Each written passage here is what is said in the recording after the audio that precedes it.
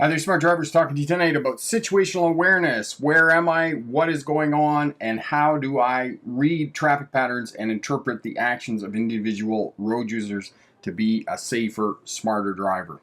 All right, transition, situational awareness. We're talking about different driving environments. We're going to visit the different kinds of driving environments, cities, country roads, animals on the roadways, and the types of hazards that you're going to encounter when you're in these different driving environments. And if you can think about this while you're driving, what are the different kinds of hazards that I could potentially encounter? What could other road users do? It will help you to interpret traffic patterns and to understand what individual road users are going to do, because it's not a matter of if somebody's going to cut you off, it's a matter of when somebody's going to cut you off, because it's eventually going to happen.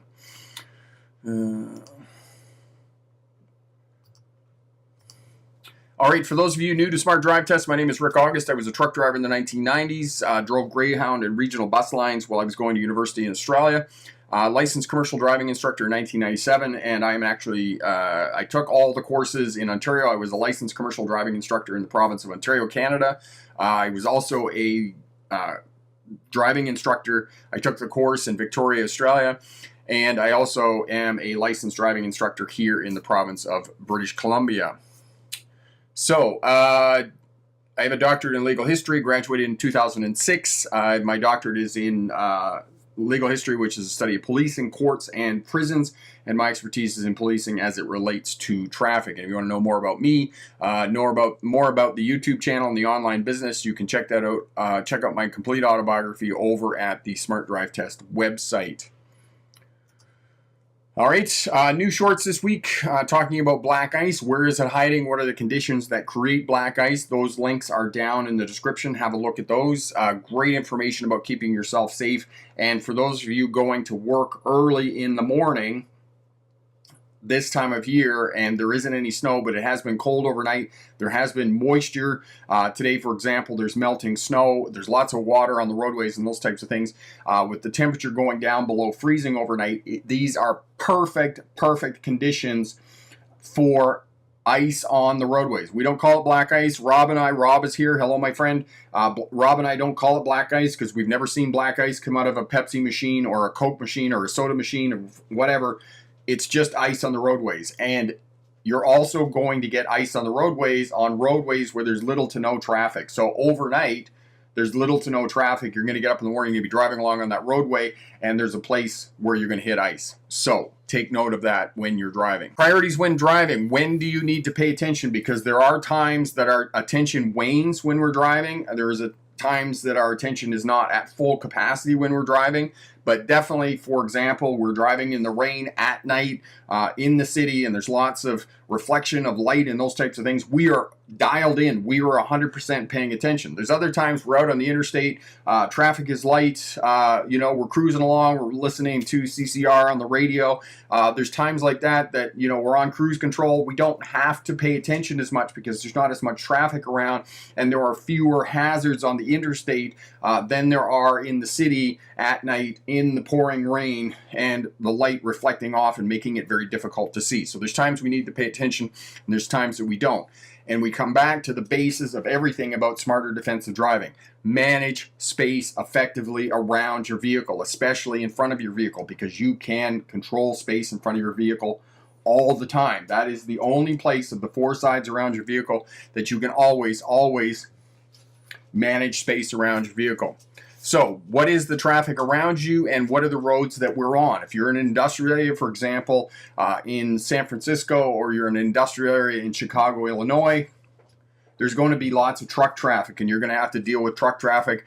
You may be in an industrial area on two-lane roads, forklifts, and other industrial equipment and those types of things.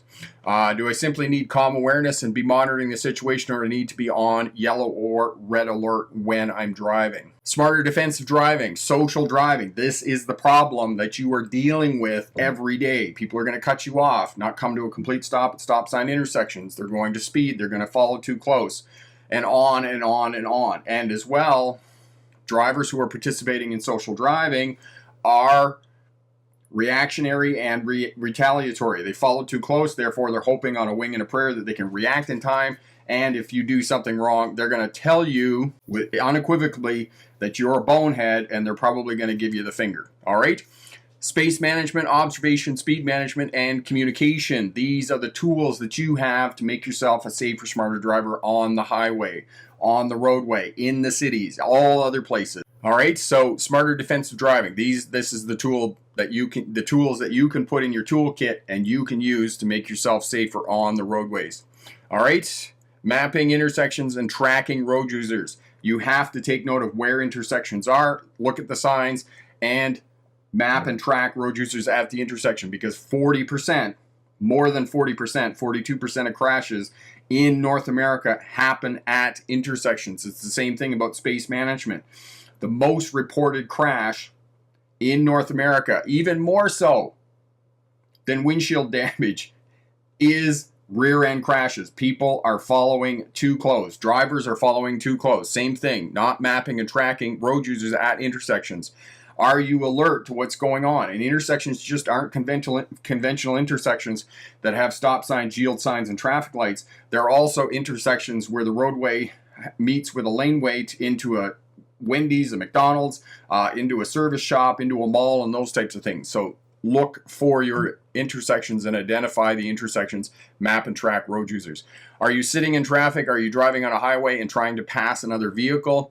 Are you still learning to determine gap and you're turning left at complex intersections? Left at intersections and determining gap is the place where new drivers who just got their license within the first year of driving are going to get into trouble.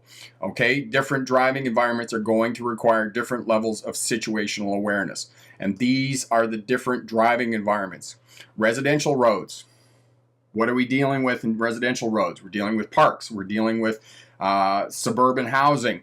We're dealing with two-way, four-way stop sign intersections, yield signs. We're dealing with playgrounds. We're dealing with schools and those types of things. So think about the driving environments. Industrial, you're dealing with big trucks. You're dealing with loading docks. You're dealing with forklifts maybe out on the roadways and those types of things. If you're in Brooklyn on one-way streets, real estate and land is at such a premium that they're actually, these timber shops, lumber yards, and those types of things are actually working out on the roadway.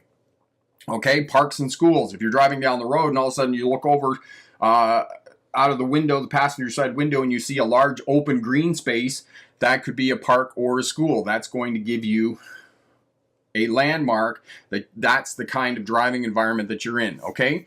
And this goes on, and we can list all of the characteristics and traits of these different driving environments. Two-lane cities, freeways and interstates, rural country roads, towns and villages. All of these have different situational awareness traits, characteristics, and hazards, road hazards that you're going to have to pay attention to when you're driving.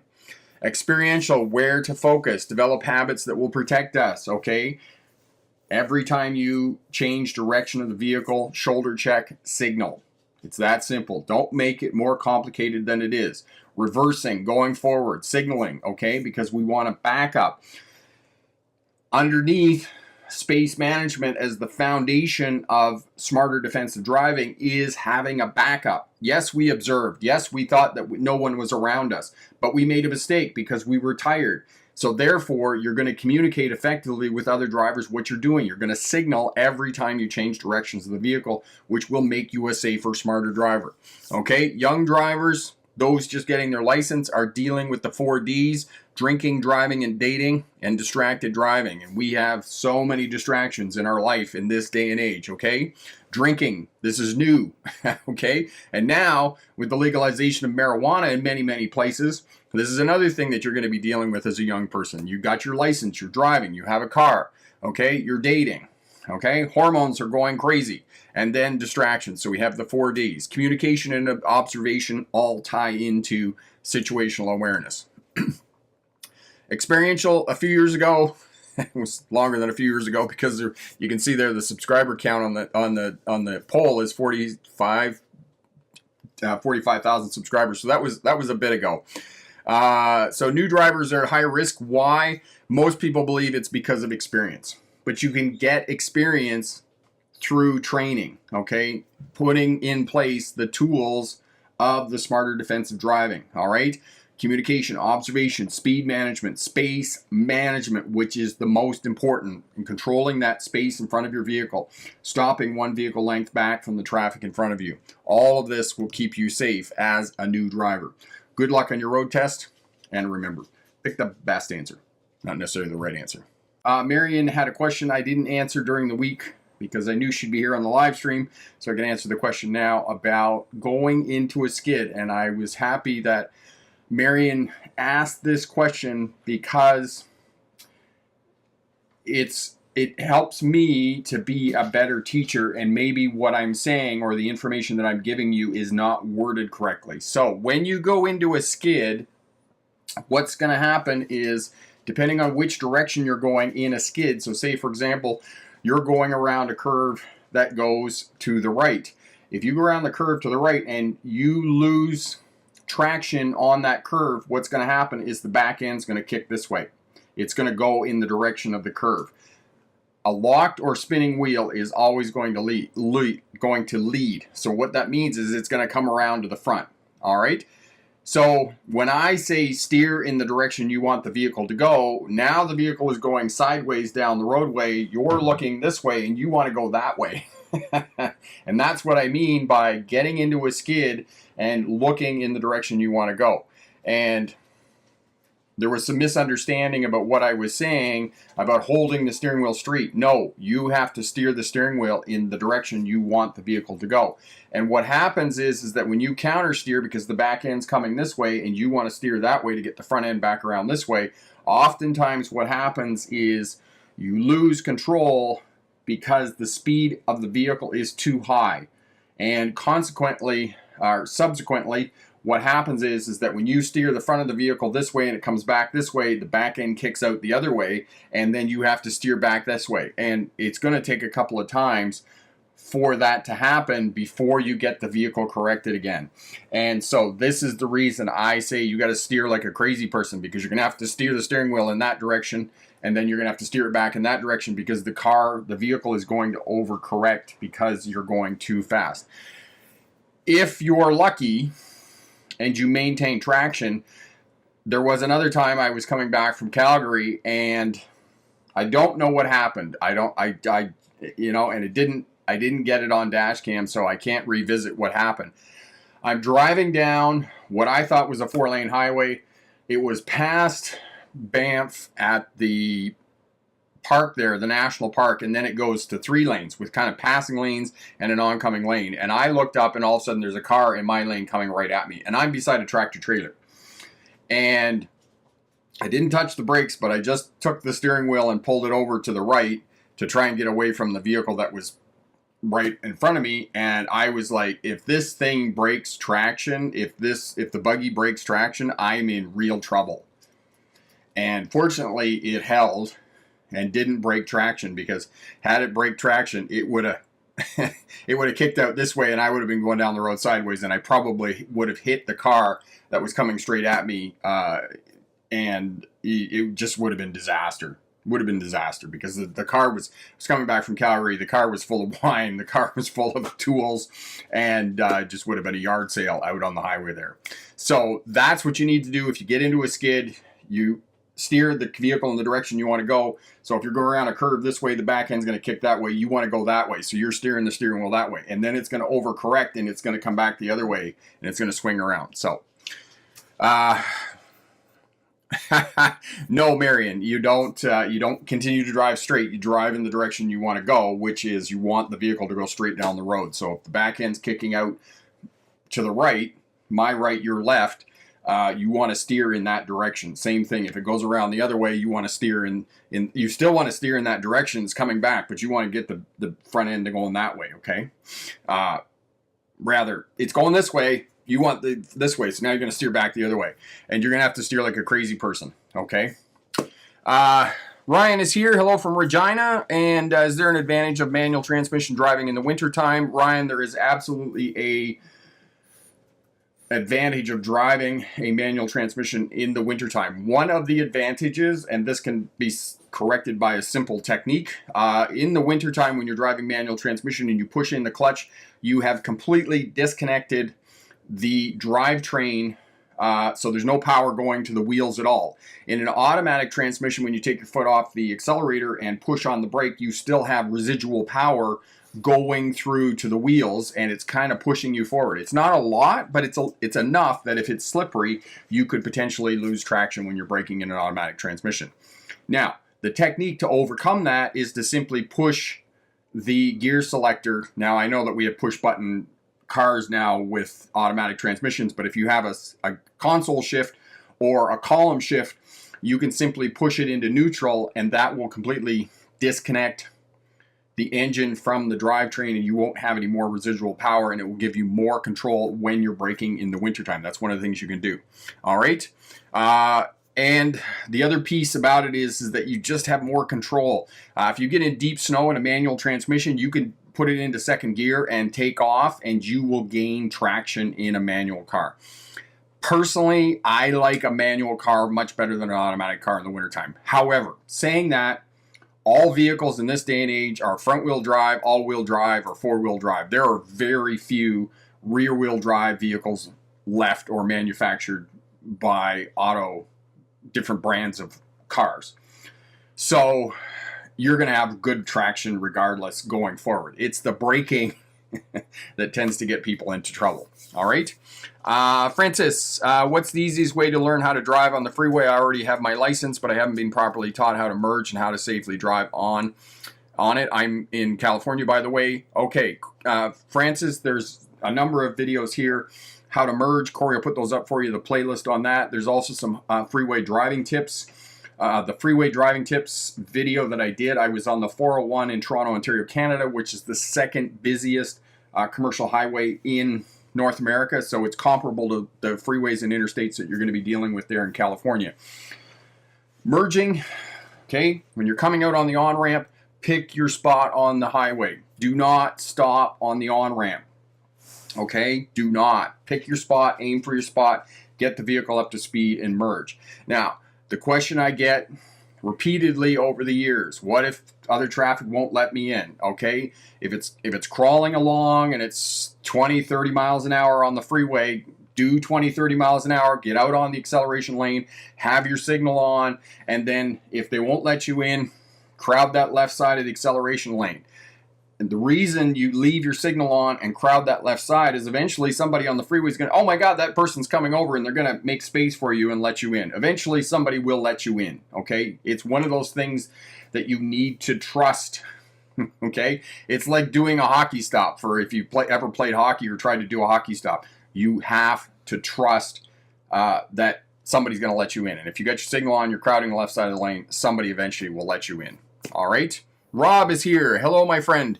S maneuver, left turn, green light, car in left turning lane in front of you blocks your view of oncoming cars. Heard of the S maneuver? Yes, I have heard of the S maneuver, Rob, but I call it the jig jog. That's what I call it, because you're jigging and you're jogging, because you got to get the tires back straight and get your vehicle straight when you're sitting in the intersection. That's why I call it that. It's the S maneuver is the same thing. It's just a different name. And for those of you who don't know what the jig jog is, or the S maneuver, is that you're in a left turning lane, and the left turning lane across from you, there's a large vehicle in the left turning lane across from you which prevents you or obstructs your vision, and you can't see the vehicles coming through the intersection. And so you have to move over to the left, not past center, because these intersections, often what happens is this left turning lane is farther out than this left turning lane. So this is over this way. And so what happens is you need to move over so that you can look and see past. But the critical part of the critical detail of that jig jog is that you need to bring the tires back to your steer tires back to straight, and you need to bring the front of the vehicle back to straight so your vehicle is sitting straight in the intersection. The potential hazard of doing that is if you leave your steer tires turned or your vehicle is crooked and pointing into oncoming traffic. If you get rear-ended, you're going to get pushed into oncoming traffic. So that's why we call it the jig jog or the S maneuver, is you got to come out and then you got to come back and get your tires straight, and you got to get the vehicle straight, is what you need to do to keep yourself safe when you're doing that. Katie, you had some trouble there. I'm sorry. Later in life than most. Thank you so much for everything you do. I learned everything from you, and that is awesome, Katie. I am so glad that we can help you move forward with your life, because, you know, sometimes there's awful stories of people trying to overcome adversity, and, you know, kudos to you. Congratulations. That is really awesome, and we really appreciate you being part of the Smarter Driver community. Thank you so much. So glad we can help out. Rawson, I have my driving test on Friday, December 8th. Awesome, awesome. Now, Rawson, you were asking me last week about your 1997 Toyota RAV4 got stolen. Is this all right? Am I just say yes or no in the comments here, and then we'll move forward from that. Jig Jog, I gave up teaching this in Sudbury because nobody understands what the heck is going on. Even the examiners don't get it. I have no issues teaching it in Toronto. And yeah, the other thing about it, Rob, is that in Toronto, there'd be lots of intersections where you would have to be able to do that maneuver to be able to execute a left-hand turn safely. For me here, where I live in Vernon, we have 2 intersections where you have to do the jig jog if there is a vehicle sitting across from you on the other side of the intersection to turn safely. So I know exactly what you're talking about. Ryan, that was me. Okay, Ryan, thank you for correcting me on that. Ryan, I gave you a bunch of tips about not having your vehicle stolen. One of the things, I was talking to my automotive technician, and one of the things that you can do is you can take your vehicle into an automotive technician. This is probably the one, this would be the theft prevention step that I would take to prevent my vehicle being stolen. They can put in a safety switch on the fuel pump that essentially you have to push the safety switch to reconnect the electrical circuit. Otherwise the vehicle won't start, and they can hide that switch anywhere in the vehicle. They could put it in the glove box, and they could put it in the glove box. They could put it under the dash, anywhere on the vehicle. And actually, if you watch Gone in 60 Seconds with Nicolas Cage, there is one vehicle that they steal. I think it's an old coupe or something, and it actually had a safety switch underneath the driver's door, just on the bottom of the body there, and they push the safety switch. And so that's the thing that you can do, Ryan, is you can take it into your technician, get them to put a safety switch in it for you, and that will prevent your vehicle being stolen. Now, we did talk about it with my technician as well, about putting in an alarm, and if you've got like a pseudo thief, you know, it will deter them from stealing your vehicle. However, if they're professionals, it's not going to deter them from stealing your vehicle, okay? Professionals will just figure out how to turn the alarm off, and they're going to carry on with their life. So that's what happens. So Ryan, thanks for reminding me that it was you, and I was talking to the technician and talking about this, and this is what you can do.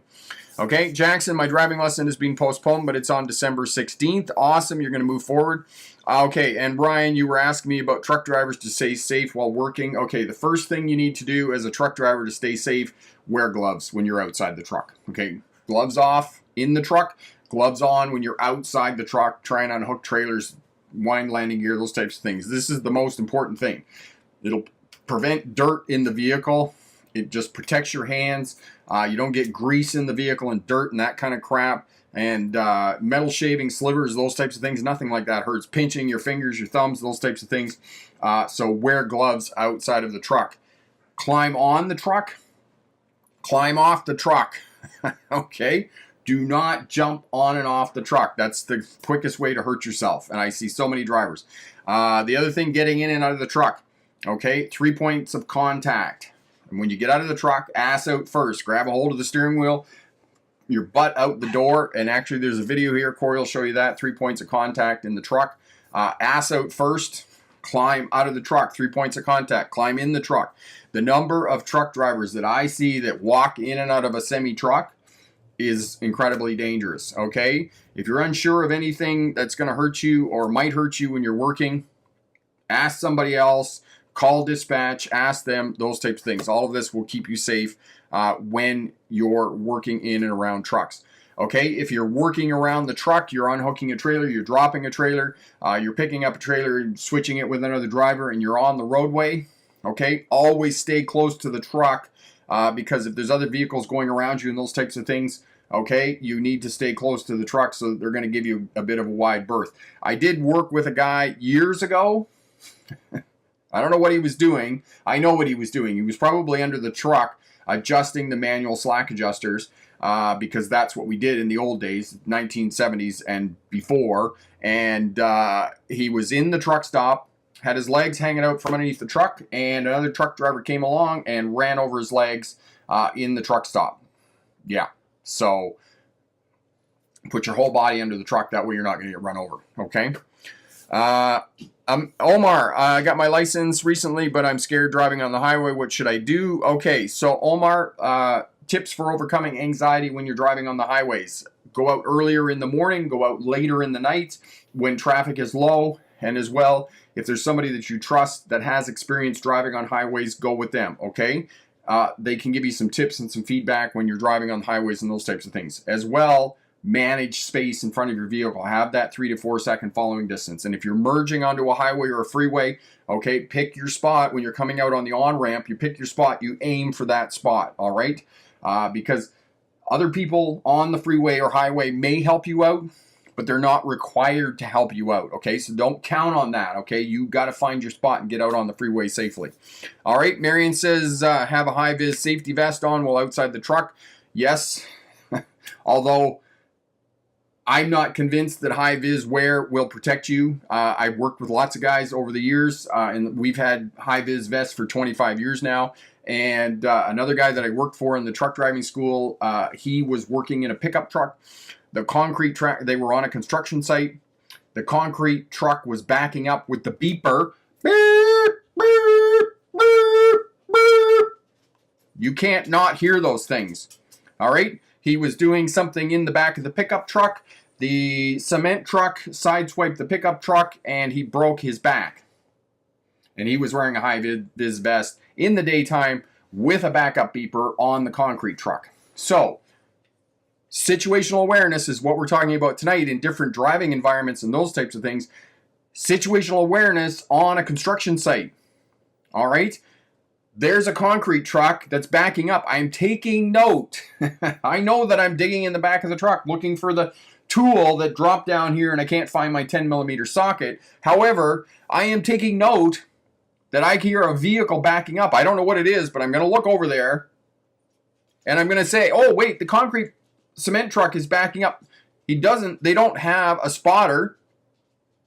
Okay, they don't have a spotter, and oh my God, he's going to hit my pickup truck. I'm going to climb in the back of the bed of the pickup truck to keep myself safe. Okay, I have worked on construction sites. I've driven truck most of my life. I grew up on a farm. You have to have 365-degree awareness of what's going on and listening to what's going on. Sound is so important on job sites, in and around trucks and those types of things.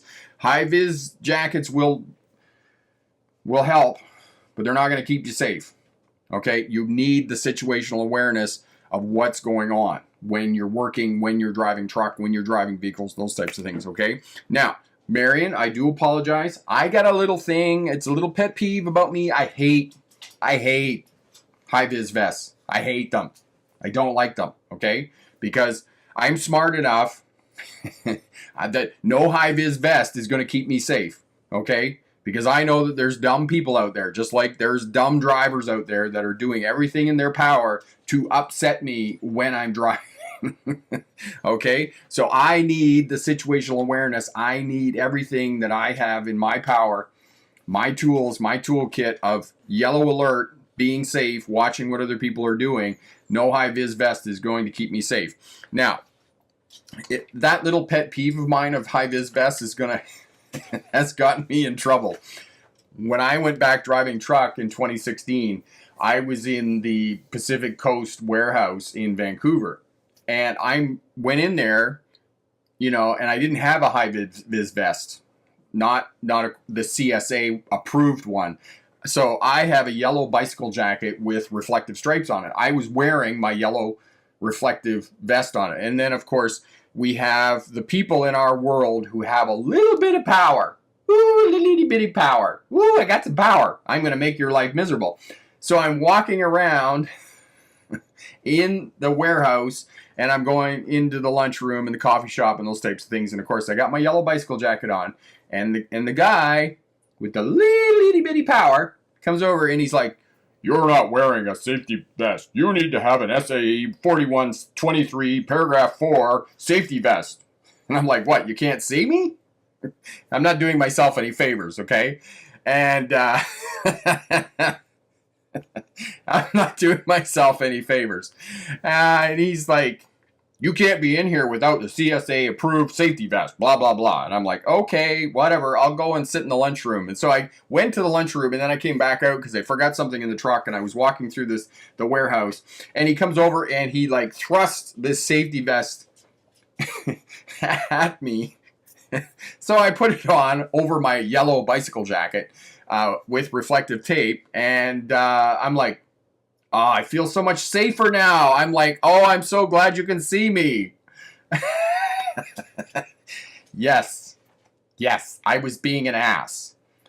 So that's my thing. I got a little pet peeve about high-vis jackets. I don't like them. Okay, even though I have one that I wear around the yard because somebody gave it to me, right? I'm not ever going to go out and buy one, but I have one that somebody gave me, and it's an outer shell, and you can actually see it. Corey will put the video up for you on how to dress in layers and how to dress for extreme cold. I actually have that safety vest on in that video because, like I said, it was free. And if I go to work on a construction site or, you know, whatnot, yes, exactly what Corey said. I was playing with fire.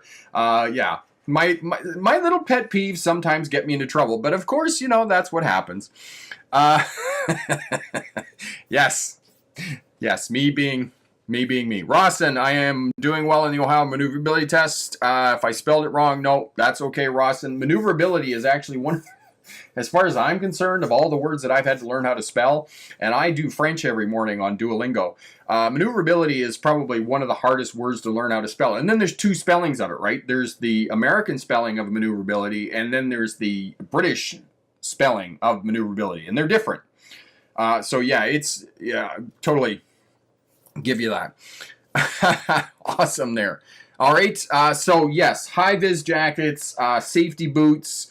If you go into a timber yard, you're going to have to wear the hard hat, the safety glasses, gloves, high-vis jacket, and I was very fortunate the one and only time that I was ever in a timber mill, a lumber mill, whichever vernacular you use, they actually gave me all this stuff, and I still have it kicking around here. I think I wear it for Halloween every year. You know, they gave me a safety vest, safety glasses, hard hat, gloves. I already had my own gloves because I'm a stickler for gloves. I like my hands. So yes, wear your safety equipment. It's going to keep you safe when you're working in and around the truck and those types of things.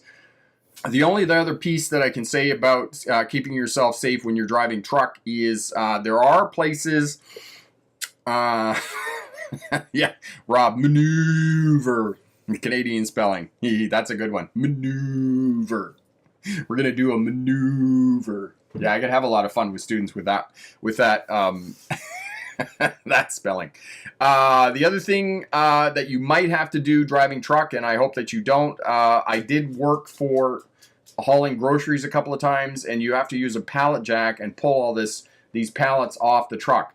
And if the trailer is on any bit of an incline like this, and you have to pull those pallets uphill, you could hurt yourself. I could see how that could happen.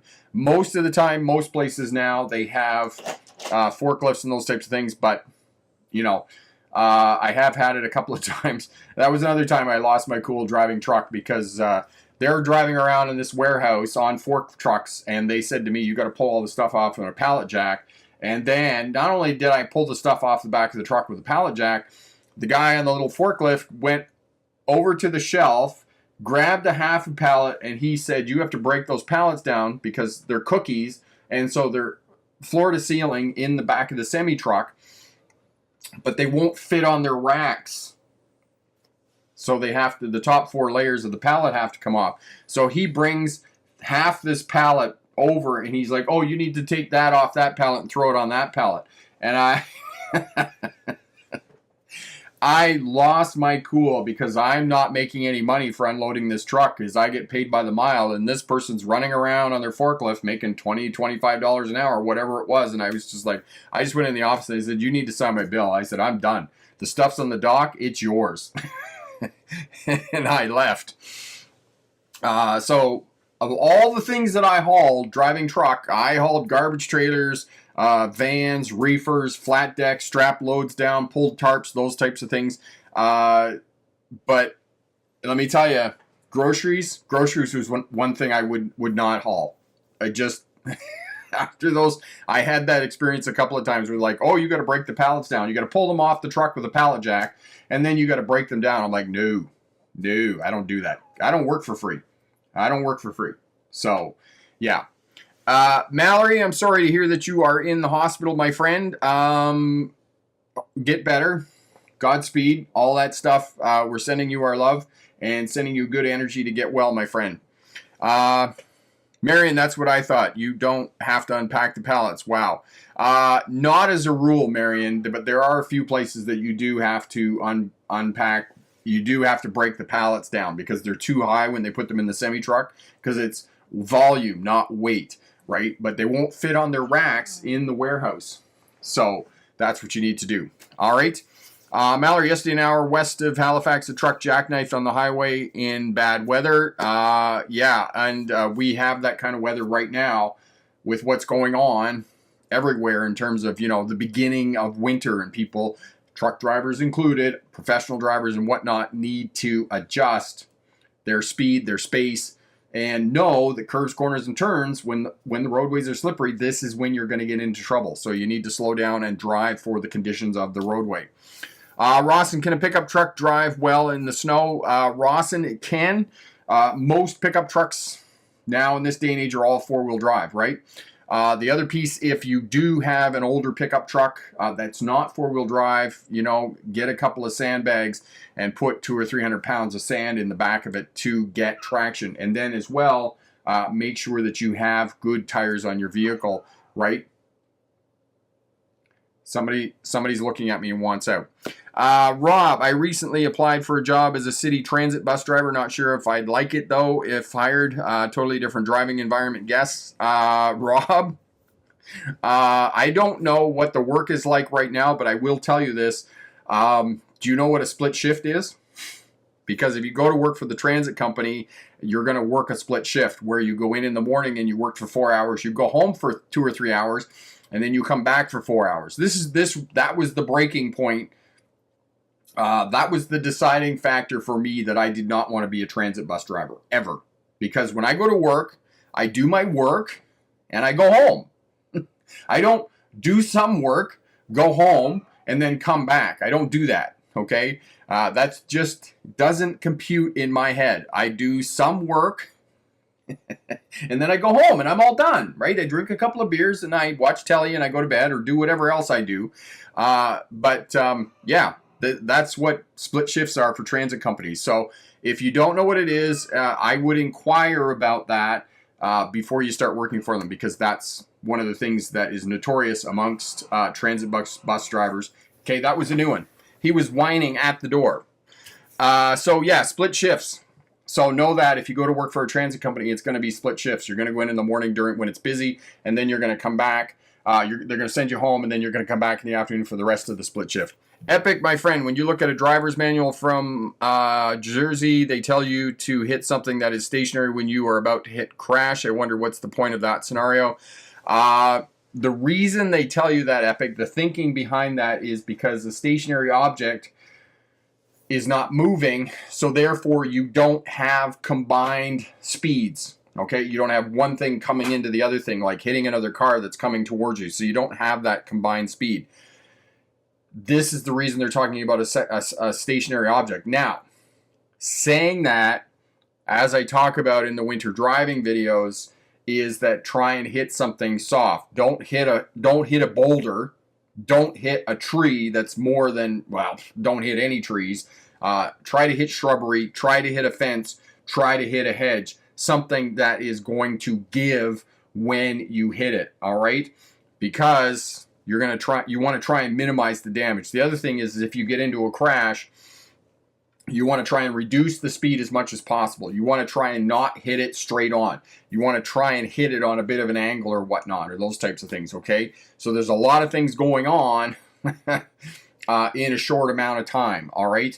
And you need to make a decision very quickly. Sometimes you don't have a whole lot of options, but you do want to try and, if your option is hitting the oncoming car or hitting something that's stationary, or sideswiping something that's stationary, then definitely pick the stationary object to keep yourself safe, okay, and reduce the amount of damage. All right, Gabriel, hello, I have a permit in another state. I can use that for practice driving. Yes, you can, absolutely, but if you're moving to the state in which you're practicing, so say, for example, you move from Connecticut to Maryland, and you're practicing in Maryland with your aunts or uncles, that's fine. Okay, but if you're going to move to Maryland and you're going to stay in Maryland, you've got to change your license over from Connecticut to Maryland. All right. Ryan, I've worked as a school bus driver for 7 months before. I was not able to finish off long enough because I was not good at dealing with kids and students. I don't know if I'm the only one. No, it's definitely a particular job that takes a particular kind of person driving a school bus. And again, like transit bus drivers, school bus drivers work a split shift, right? You go in the morning, you drive around for 2 or 3 hours, you pick up all the kids, take them to school, you go home for the 3 or 4 hours during the day, and then in the afternoon you get back in the bus and you go back out and you do the afternoon run, okay? That's not for everybody. It's like me driving truck and hauling groceries. I didn't like hauling groceries because I didn't like doing free work. I mean, if I was getting paid by the hour, then all fine and good. But I was a long haul truck driver.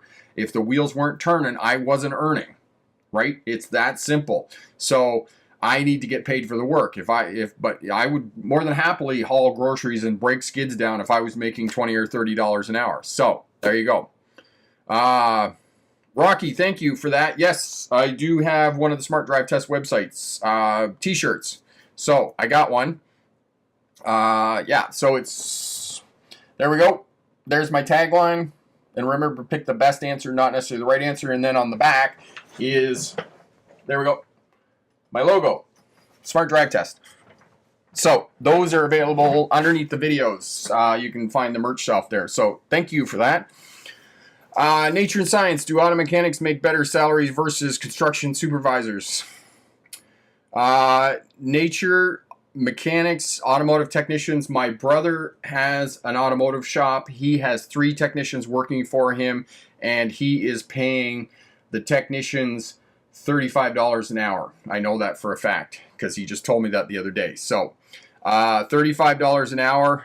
I know that general laborers, my mate is a general contractor. He's paying general laborers $28 an hour. So if you're a supervisor, a construction supervisor in a large company, then yes, you're probably going to make about that much money. It's going to be something similar. Now, the thing with working construction is it's going to tend to be more seasonal, right? Depending on the work, how much work there is, whether it's winter, summer, those types of things.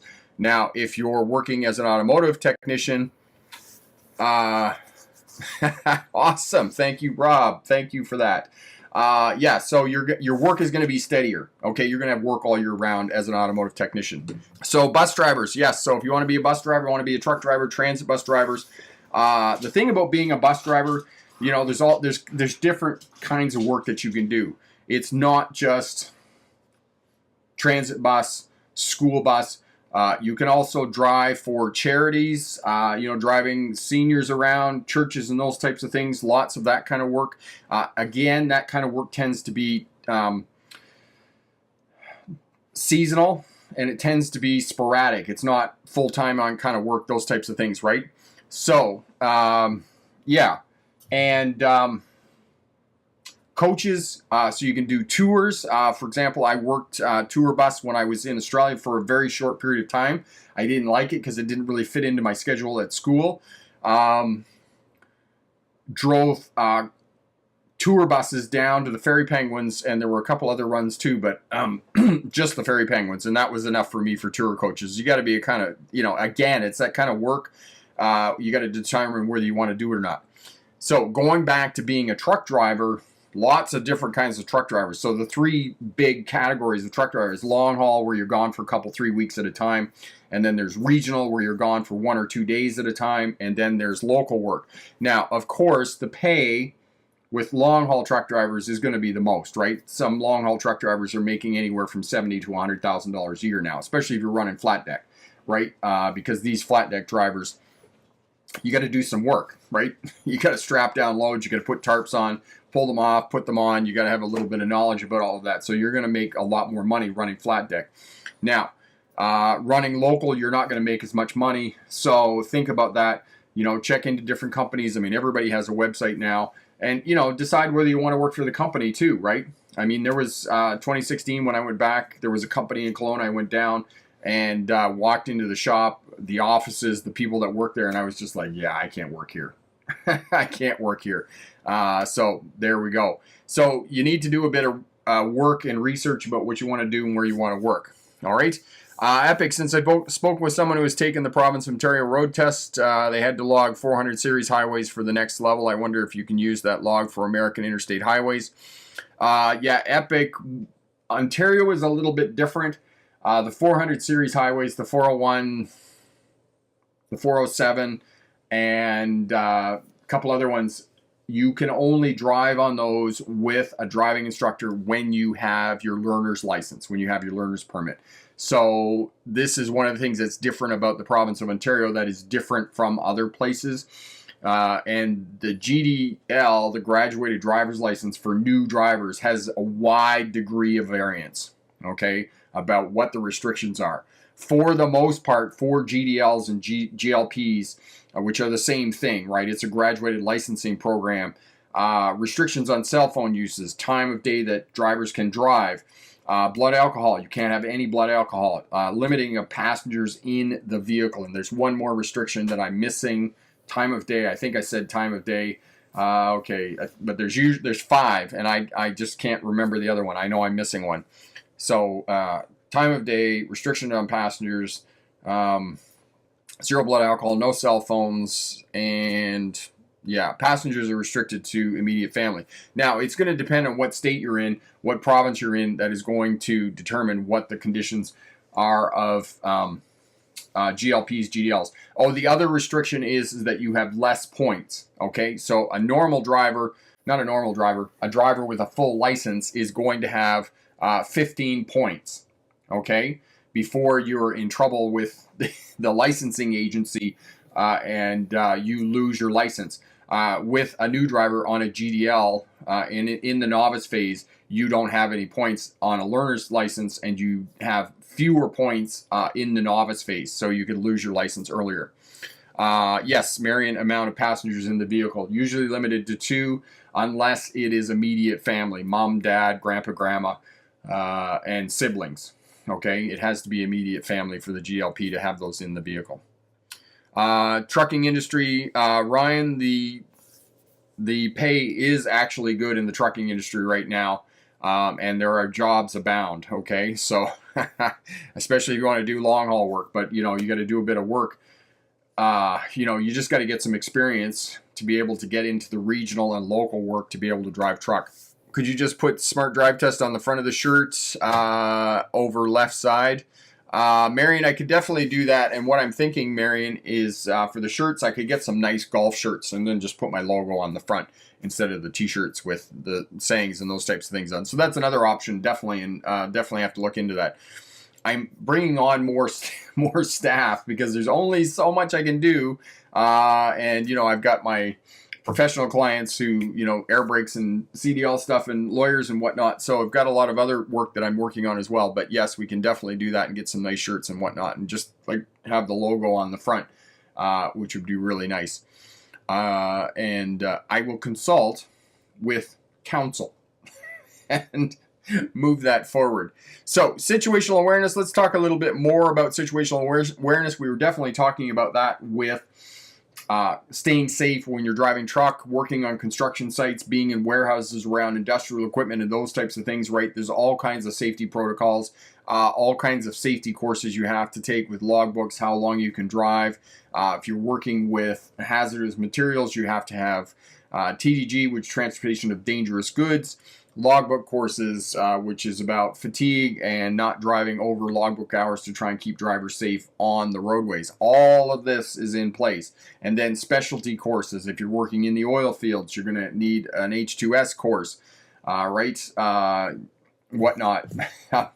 How to work with machinery, how to deal with machinery, how to hook and unhook trailers safely. And this is why we're bringing in the mandatory entry-level training programs. They have a long way to go to be able to make drivers safer on the roadways, but it is a beginning. It's not where we need to be. You cannot teach truck drivers how to be safe on the roadway in a classroom, okay, in a yard, hooking and unhooking and doing pre-trips and those types of things. Yes, there's a certain amount of time that needs to be allocated to that, but the bulk of the time in a truck driving school needs to be allocated to behind the steering wheel driving, okay? You most of the driving, most of the experience, most of the learning how to drive a vehicle, you actually have to have seat time. You have to be in the seat and you need to be driving that vehicle. All right? Ryan, your knowledge in driving and CDL are very valuable and more help is necessary for your channel. Thank you so much for that, Ryan. That's awesome. Marion, that would be perfect. I would be like the one that is available. Thank you. Yeah, and my daughter wants a white sweatshirt, a hoodie, actually, that I had and sent as a kind of a special gift to one of the smart drivers some years ago. And she actually put it on and took a couple of pictures of it, and she actually wants one for Christmas, so that reminds me I gotta get on and do that. Marion, remind me of that, and when I'm down at the merch shop, I will talk to the people there and get them to make me a prototype, and I could send you one for Christmas. Okay. Send me an email. Hit that thumbs up button. Thank you for that, Rob. So situational awareness, okay? Take note of the environment in which you're driving, because there's a limited number of types of roads and different hazards and different things that you are dealing with on the roadways. All right, residential streets, for example, as I talked about in the slideshow presentation, okay, two-way stop signs, four-way stop signs, parks, suburban areas, narrow roadways, parked cars, you're going to be dealing with all of that. People walking their dogs along the roadways, going for walks and those types of things. So it's very known what is happening and the types of hazards that you're dealing with in those different kinds of environments. Multi-lane roads on the highway, okay? Lots of signs, lots of traffic, pedestrians crossing at intersections, mapping and tracking intersections. As I said in the presentation, more than 40% of crashes happen at intersections. Map and track road users at the intersection. So there's a road user there, there's a cyclist over on the far side.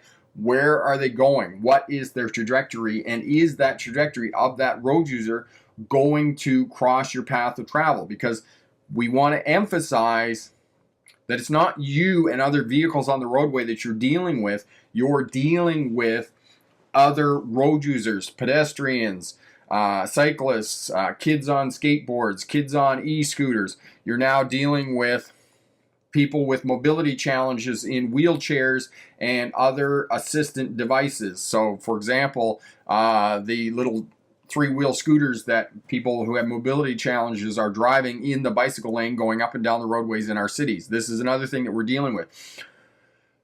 Motorcycle riders, transit buses, semi-trucks. All of these vehicles are vying for road space on the roadway. You're competing with them because there's a limited amount of space, right? The way we make the roads bigger is we demarcate time via traffic lights, right? One lane of traffic stops and waits, and the other lane of traffic goes, and then your lane of traffic goes, and then the other lane of traffic goes. So we make road space bigger by demarcating time, by controlling time on the roadways and controlling traffic when it can stop and go. So, vying for road space. Think of driving holistically. Think of everybody who's on the roadway, not just the other cars. I know that we can get kind of consumed by that, the other vehicles on the roadway, because they're most of it, but it's all the other vulnerable road users that we need to be mapping and tracking, right? And there's a huge push right now to reduce speed limits. We hate cars. It's the anti-car movement in terms of urban planning, vehicles. We need to improve pedestrian safety. We need to have pedestrians live when they get hit by a car. Quite frankly, I don't want to live. Okay, if you hit me with a car, please kill me. Okay, please stop, put it in reverse, and back over me 2 or 3 times. Okay, just make sure that I'm dead. Okay, please do not leave me as a vegetable on the roadway. So if they're thinking, the authorities are thinking that they're going to make roads safer and they're going to have survival rates for pedestrians, please don't put me on that list.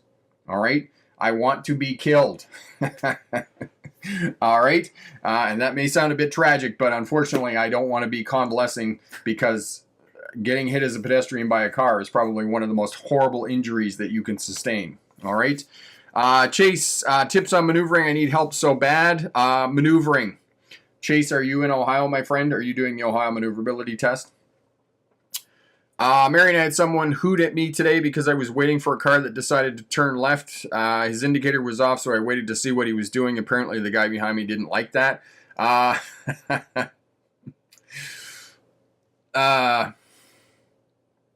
Yeah, Marion, people are in a hurry, and they're reactionary, right? They're just reacting to whatever you're doing, so don't take it personally, okay? Do what you need to do and keep yourself safe on the roads, my friend. Green, no, I don't want to go to the hospital first. I really want the car to back over me, okay? I want to be dead.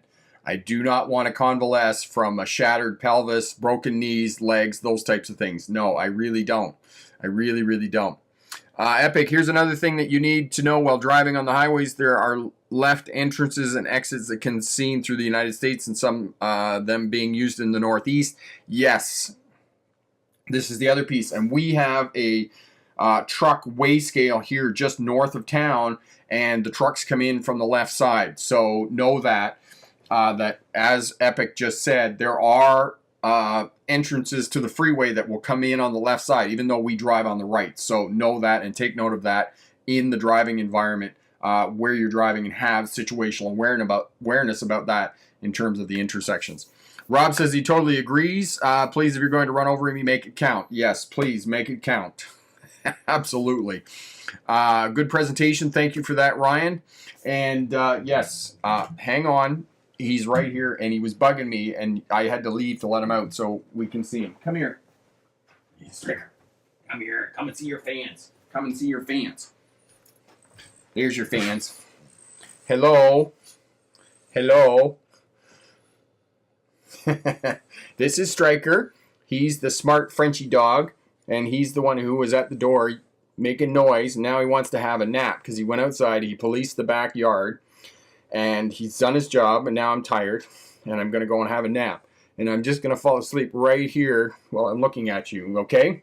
So, thank you, everybody, for all your great questions on the live stream. Thank you so much. If you had a test in the last couple of weeks and past, congratulations on that.